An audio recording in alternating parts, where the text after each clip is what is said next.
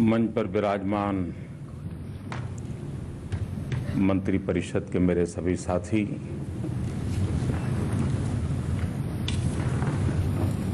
विद्यार्थी मित्रों और सभी गुरुजन, 5 सितंबर भारत के भूतपूर्व राष्ट्रपति डॉक्टर राधाकृष्णन जी का जन्मदिन शिक्षक दिवस के रूप में मनाया जाता है।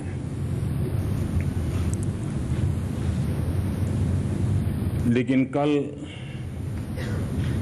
कृष्ण का भी जन्मदिन आ गया और राधा कृष्ण का भी जन्मदिन आ गया।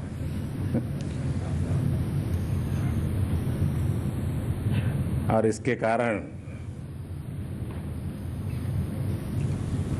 विद्यार्थियों से मिलने का मुझे आज मौका मिला है। कभी कभी लोगों को लगता है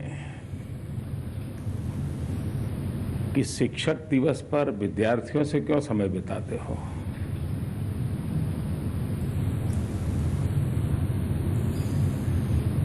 और मेरा अनुभव है कि शिक्षक की पहचान विद्यार्थी होता है।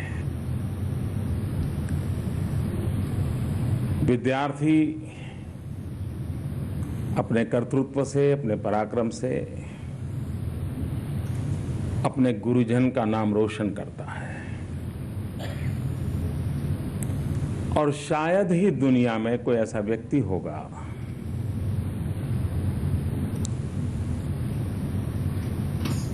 जो इस बात को स्वीकार न करता हो कि उसके जीवन को बनाने में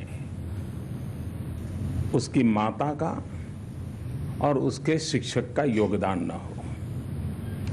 हर व्यक्ति के जीवन में कितने ही आप बायोग्राफी, ऑटोबायोग्राफी पढ़ लें, इस बात का जिक्र आता है।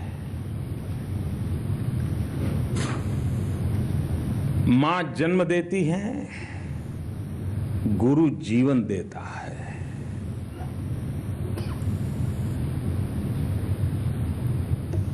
एक जीवन जीने की सेंस देता है। और हम लोगों के मन पर भी शिक्षक का इतना प्रभाव होता है। अगर हम 8वीं कक्षा में पढ़ते हो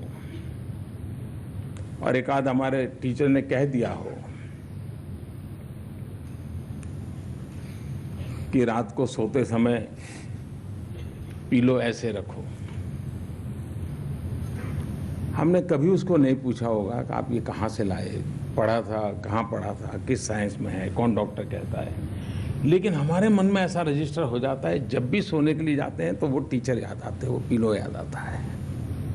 हम भूल नहीं सकते, जीवन भर नहीं भूल सकते।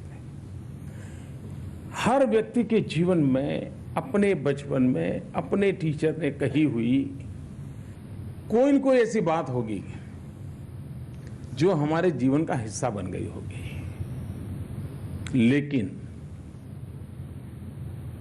करीब करीब हम सब लोग ऐसे होंगे कि टीचर ने हमें जो कठिन बात बताई होगी वो हम सब बिना भूले भूल गए होंगे।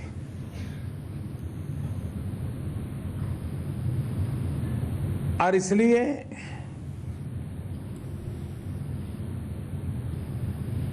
विद्यार्थी के जीवन में शिक्षक का महात्म्य क्या है और शिक्षक के जीवन में विद्यार्थी का महत्व क्या है, ये जब तक आपसी समझदारी विकसित नहीं होती है तब तक एक गैप बना रहता है। कभी कभी तो मुझे लगता है कि जिन शिक्षक मित्रों को लिखने की आदत हो, उन्होंने अपने जीवन काल के यादगार विद्यार्थियों के जीवन पर कुछ लिखना चाहिए कि जब मैं टीचर था तो 8वीं कक्षा में कैसा बच्चा था, ऐसा करता था, ऐसा व्यवहार था। तब पता चलेगा कि शिक्षक ने विद्यार्थी के जीवन में कितना वो इन्वॉल्व था। सिर्फ रिजल्ट आए और अच्छे मार्क्स लाने वाले विद्यार्थी दिखाई दें और बाकी विद्यार्थी नजर ना आए तो मैं मानता हूं वो शिक्षक अधूरा है। उसके साथ जीने वाले, और हमें ये न भूलें कि एक उम्र के बाद विद्यार्थी सबसे ज्यादा, बालक सबसे ज्यादा समय किसी के साथ बिताता है तो अपने शिक्षक के साथ बिताता है, परिवार के साथ भी कम बिताता है। और ऐसे समय शिक्षक का बहुत बड़ा दायित्व होता है। डॉक्टर राधाकृष्णन जी जीवन के सर्वोच्च स्थान पर पहुंचने के बावजूद भी अपने भीतर के शिक्षक को उन्होंने अमर बनाए रखा था, उसे कभी मरने नहीं दिया। शिक्षक कभी उम्र से बंधा नहीं होता है। शिक्षक कभी रिटायर्ड हो ही नहीं सकता है अगर वो सच्चा शिक्षक है तो। आपने देखा होगा कभी कभी गांव में दादा होंगे 80-90 साल के, लेकिन अगर वो टीचर रहे होंगे तो 90 साल की उम्र में भी पोते के पोतों को भी बैठ करके पढ़ाते होंगे। पोता कहता होगा कि अब सिलेबस बदल गया है, फिर भी दादा कहते होंगे नहीं ये पढ़ो। ये जो उसके रगों में शिक्षकत्व रहा है वो उसे इस काम को करने की प्रेरणा देता है।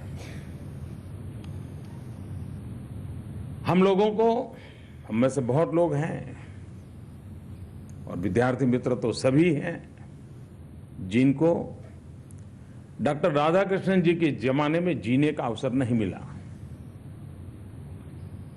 लेकिन अभी अभी हमें डॉक्टर अब्दुल कलाम जी को तो निकट से हम लोगों ने देखा है। वे भी भारत के राष्ट्रपति थे और बच्चों को बहुत प्यार करते थे और यानी सचमुच में उनका वो पैशन था। उनको किसी ने पूछा था एक बार कि आप क्या चाहेंगे, लोग आपको कैसे याद रखें? तो डॉक्टर अब्दुल कलाम जी ने कहा कि लोग मुझे अगर याद रखना है तो टीचर के रूप में याद रखें।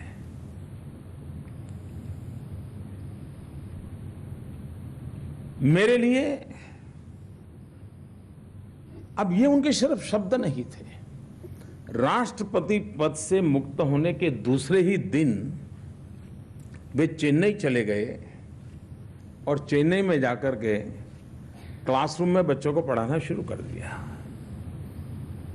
और जीवन के अंतकाल में भी विद्यार्थियों के साथ अपने विचारों का विमर्श करते करते ही उन्होंने अपना देह छोड़ दिया। यानी ये भीतर शिक्षक के प्रति अपने आप में संजोया हुआ समर्पण भाव कितना उत्तम होगा कि जिसके कारण वे एक पल भी जीवन में विद्यार्थी से अलग नहीं हो पाए, विद्या के मार्ग से अलग नहीं हो पाए और हर पल नई प्रतिभाओं को खोजते रहे। हमारे देश में इस बात को हमें स्वीकार करना होगा और दुनिया के हर देश में, वे शिक्षक दिवस सिर्फ हमारे यहां मनाया जाता है ऐसा नहीं, दुनिया के कई देशों में मनाया जाता है। अलग अलग इंस्पिरेशन होते हैं लेकिन मनाया जाता है। और उसका कारण यह है कि ये जो व्यवस्था है, ये व्यवस्था निरंतर प्राणवान बनी रहनी चाहिए। विद्यार्थी का शिक्षक के प्रति आदर, शिक्षक का शिक्षा के प्रति समर्पण और विद्यार्थी और शिक्षक के बीच में एक अपनत्व का भाव, यही एक जोड़ी होती है जो न सिर्फ ज्ञान परोसती है लेकिन जीवन जीने की कला भी सिखाती है और सपने संजोने की आदत भी बनाती है। और इसलिए हम लोगों का प्रयास रहना चाहिए। और ये जरूरी नहीं है कि बड़े बड़े लोग ही उत्तम शिक्षक होते हैं, ऐसा नहीं होता है। मुझे कभी एक बार किसी ने अनुभव बताया था, एक आंगनवाड़ी में काम करने वाली महिला, आंगनवाड़ी की वर्कर, वो खुद 5वीं कक्षा तक पढ़ी होगी, ज़्यादा पढ़ी नहीं होगी, 5वीं 7वीं कक्षा में। और आंगनवाड़ी में वो गरीब परिवार के बच्चे आंगनवाड़ी में आते हैं, उनको 2 घंटे 3 घंटे गीत करना, खिलाना, खेलना, ऐसा ही छोटे मोटे कार्यक्रम रहते हैं आंगनवाड़ी में। लेकिन इस महिला में, आंगनवाड़ी वर्कर में, उन बच्चों के प्रति इतना लगाव था। गरीब होने के बाद उसने काम शुरू किया। देखिए संस्कार कैसे करता है टीचर।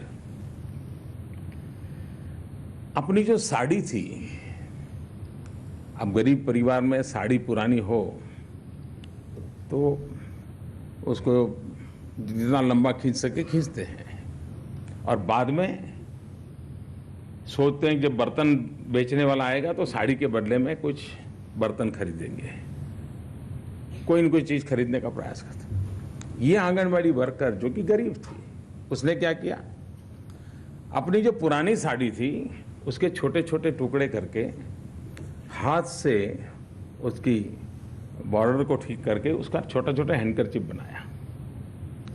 बाजार से वो अपने जेब के पैसों से सेफ्टी पिन ले आई, और उसके आंगनवाड़ी में जो 20-22 बच्चे आते थे, जब वो स्कूल आते थे तो उनके पास यहाँ पिन लगा करके वो हैंडकरचिप लगा देती थी, और बच्चों को समझाती थी कैसे हाथ पहुँचना, कैसे नाक पहुँचना, हैंडकरचिप का कैसे उपयोग करना, और रेगुलर सिखाती थी। और बच्चे जब वापस जाते थे तो फिर वो निकाल देती थी और घर ले जाकर के धो करके दूसरे दिन ले आती थी। आप मुझे बताइए कि एक टीचर ने उन बच्चों को जीवन को कितना बड़ा संस्कार किया होगा। यानी ये जब इन्वॉल्वमेंट होता है, ये जब विद्यार्थी के प्रति भी शिक्षक का भक्ति भाव होता है, तब जाकर के सहज रूप से प्रवृत्ति बनती है, और उस प्रवृत्ति से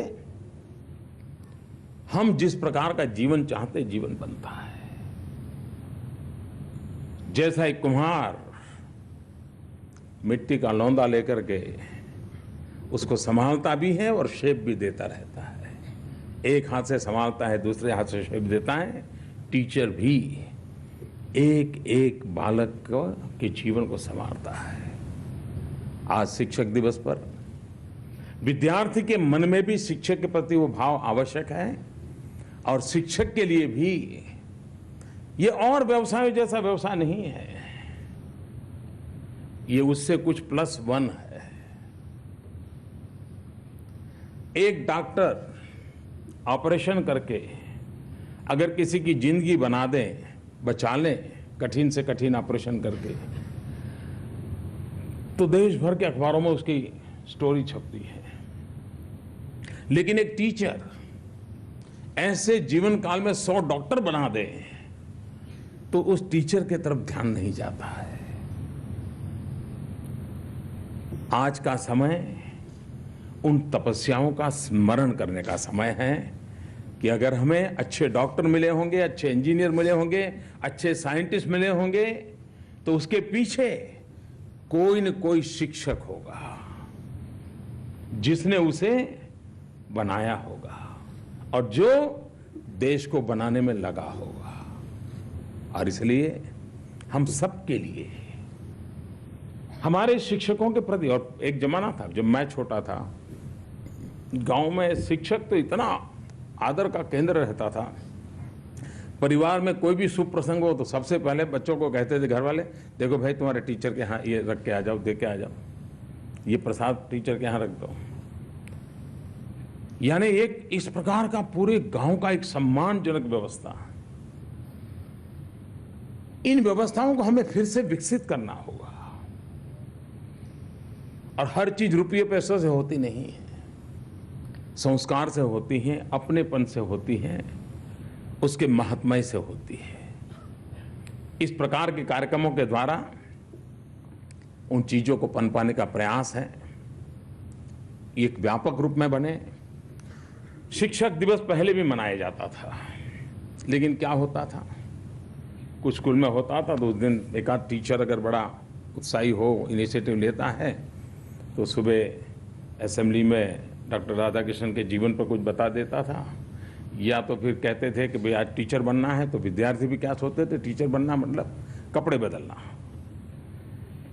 पहले स्कूल के यूनिफॉर्म में आते थे, तो आज कुछ टीचर जैसे कपड़े पहन के आना, बच्चियां हैं तो साड़ी पहन के आना, फिर क्लासरूम में जाकर के एक आध पीरियड पढ़ाना और खुशी करना। ये इससे आगे नहीं होता था। हमारी कोशिश है कि इस प्रेरक पर्व को हमारी व्यवस्थाओं में प्राण कैसे लाया जाए, व्यवस्था को प्राणवान कैसे बनाया जाए, इसका महात्मा कैसे बढ़ाया जाए, और इसी के लिए कोशिश कर रहे हैं।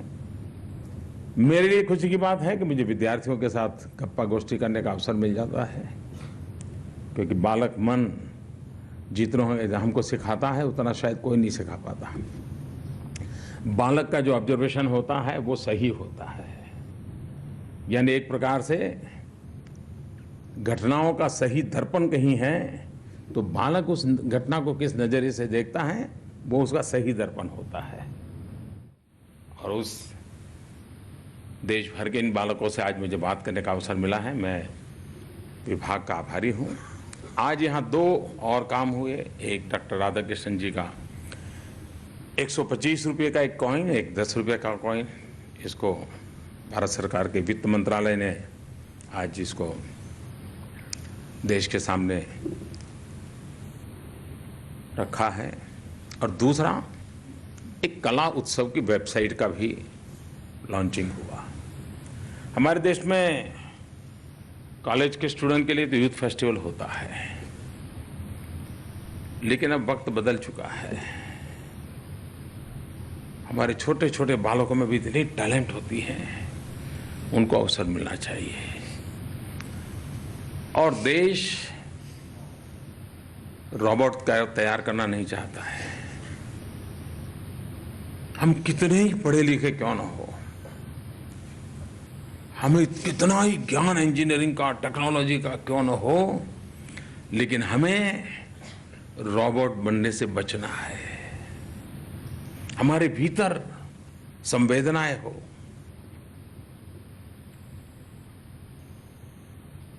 और ये कला साधना से आती है, कला के साक्षात्कार से आती है, कला के साथ सहजता से आती है। और बिना कला के जीवन एक प्रकार से रोबोट सा बन जाता है। इस कला उत्सव के माध्यम से हमारे स्कूल के जो बालक हैं उनको अवसर मिले उनकी प्रतिभा को निखारने का। लेकिन ये सिर्फ नाट्य नृत्य का कार्यक्रम नहीं है, इसके अंदर एक कल्पना है कि कोई न कोई एक थीम हो। जैसे मान लीजिए हम एक बार थीम तय करेंगे, भाई बेटी बचाओ बेटी पढ़ाओ, तो उस कला उत्सव में जितने ड्रामा आएंगे उसी विषय पर आने चाहिए, गीत आए तो उसी विषय पर आने चाहिए, नृत्य आए तो उसी विषय पर आने चाहिए। तो पूरे देश में कला उत्सव के साथ साथ एक सामाजिक दायित्व का माहौल भी बनेगा। और इसलिए और उसको वेबसाइट पर रखा है। मैं चाहूँगा कि देश भर के सभी स्कूल के लोग इसके साथ अपने आप को जोड़ेंगे और कला उत्सव को सचमुच में एक उत्सव के रूप में तैयार करेंगे, मैं अपेक्षा करता हूँ। मैं फिर एक बार आज डॉक्टर राधाकृष्णन जी को नमन करता हूँ, देश के सभी गुरुजनों को नमन करता हूँ और सभी शिक्षकों से अपेक्षा करता हूँ कि हमारा काम है पीढ़ियों को बनाना, पीढ़ियों को बढ़ाना, वही देश को बढ़ाएंगे। उस काम को हम सब मिलकर करें, इसी अपेक्षा के साथ बहुत बहुत धन्यवाद।